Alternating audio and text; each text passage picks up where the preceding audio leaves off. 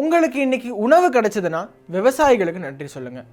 நிம்மதியாக உணவு அருந்துறீங்கன்னா இராணுவத்துக்கு நன்றி சொல்லுங்கள். ஜெய் ஜவான் ஜெய் கிசான். இந்த மாதிரி இராணுவத்தை பெரிதும் மதிக்கக்கூடிய ஒரு சமுதாயத்திலேருந்து நம்ம வந்திருக்கோம். ஆனால் ரீசெண்டாக நடந்த ஒரு கொடூர சம்பவத்தை பார்த்து நம்ம எல்லாருக்குமே மனசு கலங்கியிருக்கும்.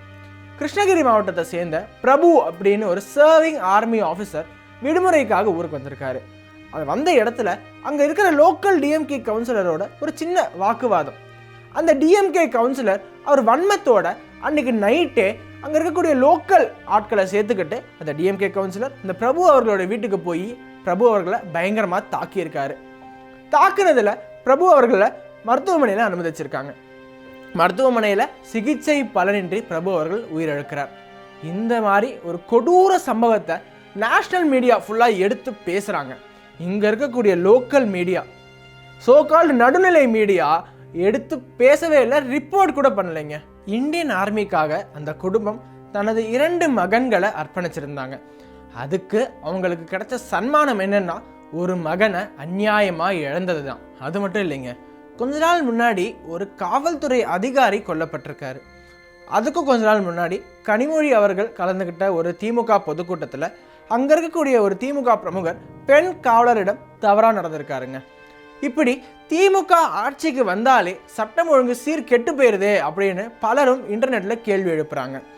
இந்த இராணுவ அதிகாரியோட ரிலேட்டிவ் ரிப்பப்ளிக் டிவியில் பேட்டி கொடுக்கும்போது அவங்க சொல்கிறாங்க, செருப்பை காட்டினா தான் மிலிட்ரிக்காரனுக்கு புத்தி வரும் அப்படின்னு அந்த டிஎம்கே கவுன்சிலர் சொல்கிறதா ரிப்போர்ட் பண்ணியிருக்காங்க. ஒரு ஆர்மி ஆஃபீஸருக்கு அவ்வளோதான் மதிப்பா தமிழ்நாட்டில் இருக்கக்கூடிய எல்லாருமே அவங்கள அப்படி தான் மதிக்கிறாங்களா அப்படின்னு கேட்டால் நிச்சயமாக இல்லைங்க.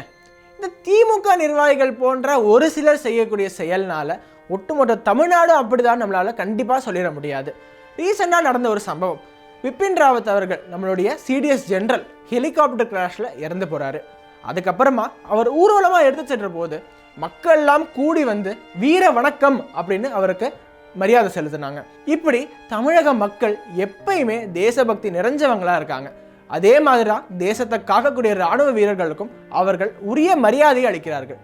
இறந்து போன ஆர்மி ஆஃபீஸரோட குடும்பத்துக்கு தமிழக மக்கள் சார்பாக நாங்கள் மன்னிப்பு கேட்டுக்கிறோம். we are sorry.